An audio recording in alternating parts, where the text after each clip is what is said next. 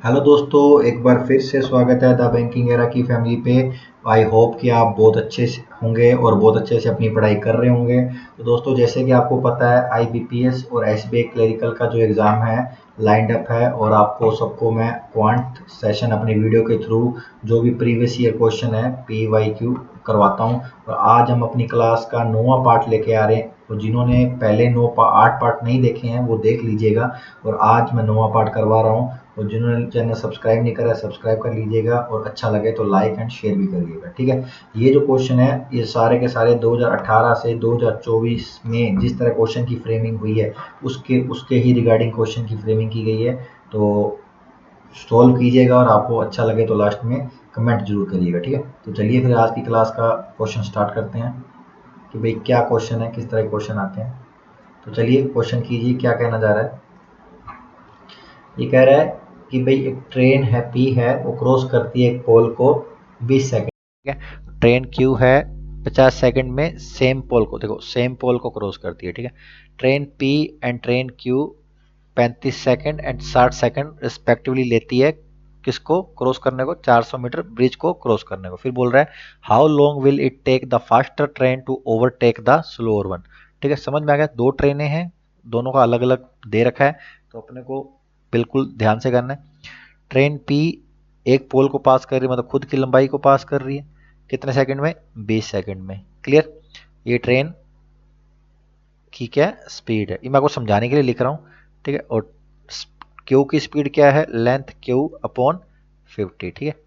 लेकिन यह ध्यान देखिए, जब वो ट्रेन पी है वो 35 सेकंड ले रही है जब वो ब्रिज को पार कर रही है, और खुद अकेले जब अकेले पोल को पार कर रही है तो 20 सेकंड ले रही है। तो आपको पता है जब एक पोल को पार कर रही है 400 मीटर वाले, और एक एक ब्रिज को पार कर रही है और एक पोल को पार कर रही है, तो मतलब ये खुद की लंबाई को पार कर रही है, समझ रहे हो। तो यदि 35 सेकंड में से 20 सेकंड माइनस कर देंगे तो क्या आ जाएगा, ये आएगा जब पोल को पार कर रही है तो 20 सेकंड ले रही है, और ओवरऑल पार कर रही है मतलब खुद की लंबाई को भी पार कर रही है, और खुद की लंबाई को पार कर रही है प्लस 400 मीटर ब्रिज को कर रही है। तो 35 में से 20 माइनस करेंगे तो क्या आ जाएगा, उसकी स्पीड एक्चुअल में स्पीड क्या आ जाएगी, एक्चुअल में स्पीड उसकी आ जाएगी 400 अपॉन कितना, 35 में से 20 जाएगा तो 15, मतलब वो उसकी स्पीड क्या आ जाएगी, सीधा सीधा 400 बटा 15, ठीक है। तो 5 से कट कर दो, 5 को 20 से कट किया 100 आ गया, और नीचे 3, 20 को 4 से मल्टीप्लाई किया 80 और 3, तो 80/3 किलोमीटर पर आवर, ठीक है। ऐसे क्यू की निकाल लो, ये तो समझाने के लिए लिखा है, लेकिन आप यहाँ से अंदाजा लगाओ ब्रिज के साथ क्रॉस कर रही है कितना सेकंड ले रही है, और अकेले क्रॉस कर रही है कितना सेकंड ले रही है, ठीक है। जब दोनों को माइनस करेंगे तो वो अकेले ब्रिज को पार करने में कितना समय लेगी, वो उसकी स्पीड आ जाएगी उसे, ठीक है। तो क्यू की स्पीड क्या होगी, 400 मीटर ही ब्रिज को पार कर रही है, कितने में करेगी, 50, 60 माइनस 50 मतलब 10, ठीक है। तो इसकी आ गई 40 किलोमीटर पर आवर, ठीक है। अब अपने को निकालना क्या है, स्लोअर वाली फास्टर को क्रॉस कर रही है, मतलब दोनों एक ही डायरेक्शन में है, ठीक है। तो नीचे दोनों की स्पीड का माइनस होगा, बड़ी कौन सी है, पी है, पी नहीं है, क्यू बड़ी है, ठीक है। तो ये माइनस ये कर लो, या ये प्लस होगा ये माइनस होगा, ठीक है। बड़ी में से छोटी घटाएंगे, ठीक है। और ऊपर क्या आएगा, लेंथ आएगी, मतलब दोनों की लेंथ, क्योंकि वो एक दूसरे को पार कर रही है, ठीक है। तो लेंथ निकालने के लिए क्या होगा, स्पीड अपने को पता है कितनी है, 80/3, ठीक है। यहाँ पे क्या आएगा, एल पी अपॉन 20, ठीक है। तो मल्टीप्लाई करेंगे तो कितना आएगा, लेंथ आ जाएगी 1600/3, और ऐसे इसमें करेंगे तो क्या आएगा, 40 × 50 एल क्यू, ठीक है। तो क्या हो गया, 1600/3 प्लस 2000, क्लियर। तो कर दीजिए इसको सोल्व, इसको सोल्व करेंगे तो ऊपर क्या आ जाएगा, 3 दूना 6, 6000 प्लस 1600 तो कितना आ जाएगा, 7600/3, और इधर करेंगे 120, 3 चौका 3 को 40 है, 120 माइनस 80, तो ये 40/3, तो 3 से 3 गया, 0 से 0 गया, 4 से काटेंगे 19 चौक 76 होता है। तो ओवरऑल फास्टर वाली स्लोअर को 190 सेकंड में क्या कर देगी, क्रॉस कर देगी, ठीक है। सापेक्ष चाल इसको बोलते हैं, सापेक्ष चाल, ठीक है, सापेक्ष चाल। और ये बड़ी में से छोटी माइनस क्यों करा, क्योंकि एक ही सेम डायरेक्शन में जा रहे हैं तो चालें क्या होती हैं, माइनस होती हैं, क्लियर। तो इसलिए आ गया, और एक्चुअल में आंसर क्या आएगा, 190 सेकंड। क्लियर, समझ में आया? तो इस तरह का क्वेश्चन आपको देखने को मिल सकता है। ठीक है, तो चलिए फिर अगला क्वेश्चन करिए कि अगला क्वेश्चन क्या बोलना चाह रहा है। टाइम एंड वर्क का क्वेश्चन है, करिए क्या बोल रहा है। एक्स एंड वाई कंप्लीट कर रहे हैं टास्क को 15 दिन में। ठीक है जी, एक्स एंड वाई कर रहे हैं 15 दिन में। W and Z can complete same task 20 दिन। तो डब्ल्यू प्लस जेड कितने दिन में? 20 दिन में। If X and W have same efficiency, मतलब एक्स की इफिशियंसी और डब्ल्यू की इफिशियंसी सेम है। ठीक है, and Y 50% more than Z. Y 50%, 50% को क्या लिख सकते हैं? 1/2, 1/2 लिखते हैं। यदि जेड की 2 है, 2 पे 1 का रेशियो बढ़ेगा तो 3 आ जाएगी। क्लियर, तो आपसे टोटल वर्क मान लेते हैं एलसीएम मेथड से। ठीक है, तो क्या आएगा एलसीएम? आपको सर 60 आएगा। ठीक है, एलसीएम 60 आएगा। तो 15 को 60 से डिवाइड किया तो इफिशियंसी आ गई, 20 को 60 से डिवाइड किया इफिशियंसी आ गई। अब मानो जेड को यहाँ रखते हैं 2 और ओवरऑल दोनों की कितनी है? 3, तो डब्ल्यू की कितनी हो जाएगी? एक इफिशियंसी हो जाएगी, जेड की 2 है तो। इसी प्रकार वाई की यहाँ रखो, कितनी? 3, ओवरऑल कितनी है? 4, तो एक्स की कितनी? 1। अब ये 1 आ रही है लेकिन वेरीफाई भी करना है। अब किस लाइन से वेरीफाई होगा कि एक्स की इफिशियंसी डब्ल्यू की इफिशियंसी से बराबर है, जो कि सेम है। एक्स की भी 1 आ रही है, डब्ल्यू की भी 1 आ रही है। ठीक है, तो मतलब सही है। अब बोल रहा है कि एक्स और जेड मिलकर कितने में करेंगे, तो टोटल वर्क कितना है? 60। एक्स और जेड मिलकर कितने में करेंगे? एक्स और जेड मिलके 60 बटा क्या आएगा? इफिशियंसी आई किसकी? एक्स और जेड की। एक्स की कितनी है? 1 है, और जेड की कितनी है? 2 है। जेड की कितनी है? नहीं, जेड की हाँ, जेड की 2 है। ठीक है, तो 60 बटा क्या आ जाएगा? 3 आ जाएगा। तो दोनों मिलकर कितने दिन में करेंगे? 20 दिन में। कितने दिन में? 20 दिन में। कितना प्यारा क्वेश्चन है, बहुत प्यारा क्वेश्चन। एक्स वाई की इफिशियंसी, डब्ल्यू जेड की। मान लो यदि टोटल वर्क यूनिट 120, मान लो 120 होता, तो यहाँ पे 8 आता, यहाँ कितना आता? 6 आता। फिर अपने यहाँ पे 2 निकाली, यहाँ पे 2 निकाली किसकी? जेड की 2 होती, जेड की 2 होती, डब्ल्यू कितनी होती? 4 होती। तो यहाँ वाई की 3 होती, वाई की 3 होती, तो यहाँ कितनी होती? 4 3 15, 8 है ना, और 20 6। ठीक है, तो यहाँ पे 2 लेते तो यहाँ आती 4, यहाँ पे 3 लेते तो यहाँ क्या आती? 5, जो कि नहीं होता। ठीक है, तो मतलब ये टोटल वर्क यूनिट नहीं है। ठीक है, तो इसलिए वो भी चीज़ अपने को मैच करनी जरूरी है, एक्स और डब्ल्यू की। ठीक है, इसी प्रकार ये फ्रेम किया गया, तो ये भी ध्यान में रखिएगा। क्लियर, कि भाई जो टोटल वर्क यूनिट है वो और जो क्वेश्चन की डिमांड है वो दोनों संतुष्ट करना जरूरी है। क्लियर, समझ में आया? तो ये चीज़ भी मैंने करके दिखाई कि वो आपको पता रहना चाहिए। ठीक है, तो चलिए अगला क्वेश्चन कीजिए, क्या बोल रहे हैं। अमित है ना, अमित क्या कर रहा है? फोन को सेल किया 30% प्रॉफिट, 30% प्रॉफिट। ठीक है, 100 पे 30 का, तो कॉस्ट प्राइस कितनी? 100, सेलिंग प्राइस कितनी? 130। ठीक है, if had purchase it 40% less, ये देखो 40% लेस, तो 40% लेस का मतलब क्या है? 60, 100 में से 40% निकालेंगे 60 आ जाएगा। फिर बोला सोल्ड इट फॉर 4400 लेस। ठीक है, he would have made 50% profit, मतलब वो एक्चुअल में 4400 में कम में बेच रहा है, लेकिन 60 में वो कितना प्रॉफिट कमा रहा है? 50%, मतलब 1/2 का। तो 60 का 1/2 30, 30 ऐड कर देंगे तो कितना प्रॉफिट होगा? इसको सेलिंग प्राइस कितना होगा? 90। तो 130 में से 40 कितना कम हो रहा है? 40 कम हो रहा है अपने अकॉर्डिंग, क्वेश्चन के अकॉर्डिंग कितना कम हो रहा है? 4400 कम हो रहा है। ठीक है, तो एक 100 आ गया। अब क्या पूछा है? कॉस्ट प्राइस, कॉस्ट प्राइस क्या माना है? 100 माना है, तो इनटू क्या कर देंगे? 100 कर देंगे, इधर क्या आ जाएगा? 11,000। क्या आ जाएगा? 11,000, जो कि है ये ऑप्शन सी ऑप्शन है। ठीक है, 11,000 आंसर आएगा। क्लियर, समझ में आया?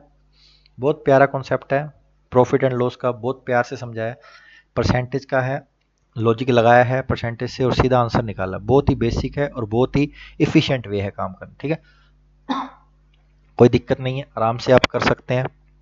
ठीक है, तो चलिए फिर अगला क्वेश्चन करें बिना किसी देरी के।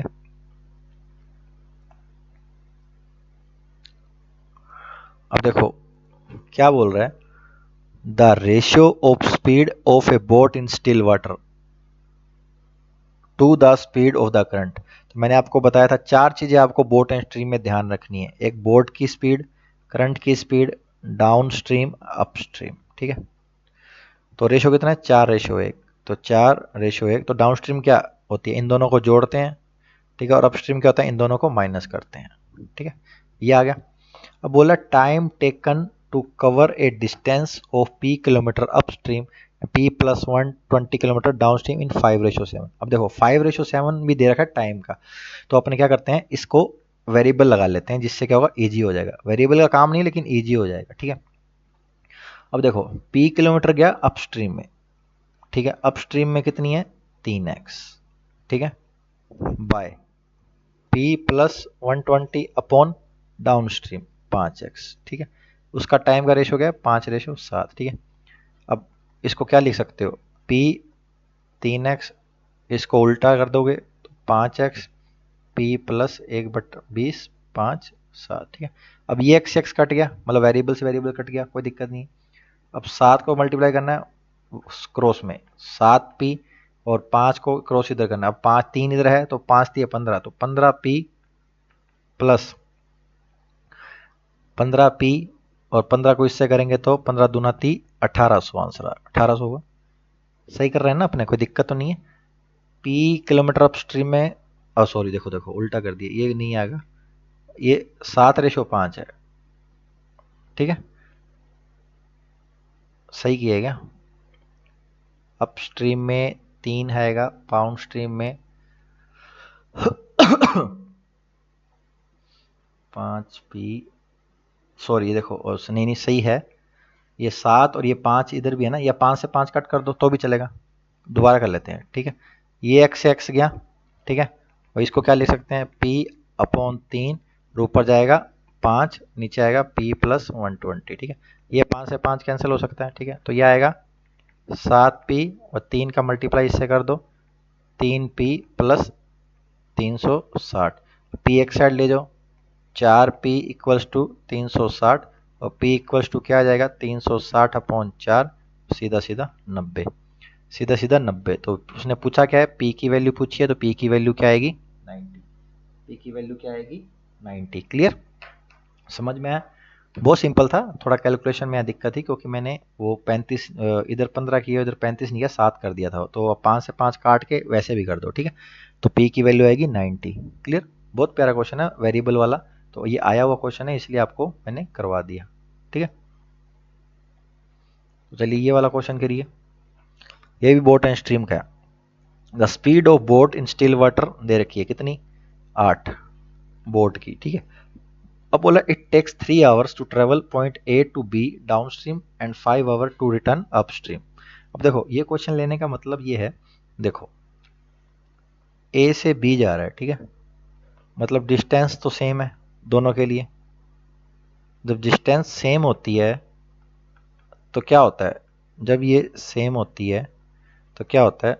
Speed inversely proportional to time होता है। ठीक है, 3 घंटे लग रहे हैं डाउन स्ट्रीम में, तो डाउन स्ट्रीम में जो स्पीड है और अप स्ट्रीम में जो स्पीड है, उसका रेशियो कितना है स्पीड का? डाउन स्ट्रीम में कितना टाइम लग रहा है? टाइम का ले लो, टाइम का रेशियो कितना है? 3:5। तो स्पीड का रेशियो क्या होगा? 5:3। क्यों? क्योंकि डिस्टेंस सेम है। ठीक है, तो मैंने आपको प्रोपोर्शनल के कॉन्सेप्ट से बताया। ठीक है, 3 घंटे ले रहा है और ये 5 घंटे ले रहा है, तो उल्टा करेंगे तो ये 5:30 का क्या आ जाएगा? स्पीड का रेशियो आ जाएगा। ठीक है, जब, अब देखो मैंने आपको बताया boat, current, down stream, upstream. ठीक है, जब डाउन स्ट्रीम और अपस्ट्रीम का रेशियो आ गया तो बोट का रेशियो नहीं आएगा, आ जाएगा। इन दोनों को जोड़ के भाग 2 करेंगे तो यहाँ 4 आ जाएगा। इन दोनों को 5 में से 3 माइनस करेंगे, 2 डिवाइड बाई 2, तो क्या आएगा? 1 आएगा। तो इनकी स्पीड का रेशियो आ गया। ठीक है, एक्चुअल में बोट की स्पीड कितनी दे रखी है? 8। तो करंट की कितनी? 2। इनकी कितनी? 10। इनकी कितनी? 6। अब पूछा ए और बी के बीच डिस्टेंस कितने घंटे ले रहा है डाउन स्ट्रीम में? 3 घंटे ले रहा है। स्पीड कितनी है? 10। तो 10 × 3 कर देंगे तो क्या आ जाएगी? डिस्टेंस आ जाएगी कितनी? 30 किलोमीटर। ये स्पीड है, ये टाइम है, तो स्पीड इंटू टाइम क्या होता है? डिस्टेंस होती है, वही 30 किलोमीटर, जो कि अपना आंसर। क्लियर? दोनों का फ़र्क समझ रहा है? ऊपर वाले में क्या था और इस वाले में क्या था, दोनों में फ़र्क समझ आया? इसमें स्पीड और टाइम और डिस्टेंस का क्या प्रोपोर्शन होता है, किस तरह वो प्रोपोर्शन में यूज किए जाते हैं, उसके हिसाब से बताया मैंने। और जो ऊपर वाला क्वेश्चन है उसके हिसाब से मैंने आपको बताया कि ऊपर वाला जो क्वेश्चन है वो कैसे काम में करना है। ऊपर वाले में भी आपको जैसे मैंने वेरिएबल लिया क्योंकि यहाँ पे 5-7 था, समझाने के लिए वेरिएबल, नहीं तो मैं तो रेशो से रेशो सीधा काट देता तो कोई वो नहीं, लेकिन आपको समझाने के तरीके के लिए ये सब मैंने बताया। ठीक है, तो ये सब चीज़ें हैं जो कि पेपर में आती है और आपको भी ऐसे ध्यान में रखना है कि पेपर में किस तरह क्वेश्चन आ सकते हैं। ठीक है, तो आज की क्लास में इतने ही क्वेश्चन है दोस्तों। ठीक है, तो ध्यान रखिएगा और जिन्होंने लाइक नहीं करा लाइक कर देना और जिन्होंने सब्सक्राइब नहीं करना सब्सक्राइब कर देना लास्ट में, और शेयर करना मत भूलिएगा। ठीक है, ये सब 2018 से 2024 के बीच में आए हुए क्वेश्चन की एक सीरीज है जो कि मैं मिनी मिनी सीरीज लेके आता हूँ, जिससे क्या होता है आपको थोड़ा गो थ्रू हो जाए। देखो, रील देखने के बजाय आप इस तरह की छोटी छोटी वीडियो गो थ्रू हो जाते हैं, जिससे हमें भी मोटिवेशन मिलेगा कि हम भी आगे बढ़े, हम भी आफ्टर जॉब आपके लिए वीडियो बनाते हैं, तो आप भी हमें सपोर्ट करें। आपको फ्री ऑफ कंटेंट प्रोवाइड करवा रहे हैं, तो ठीक है, तो मिलते हैं नेक्स्ट वीडियो में, तब तक के लिए बने रहें और अपनी तैयारी में लगे रहें। तो ऑल द बेस्ट, मिलते हैं नेक्स्ट वीडियो में। जय हिंद, जय भारत।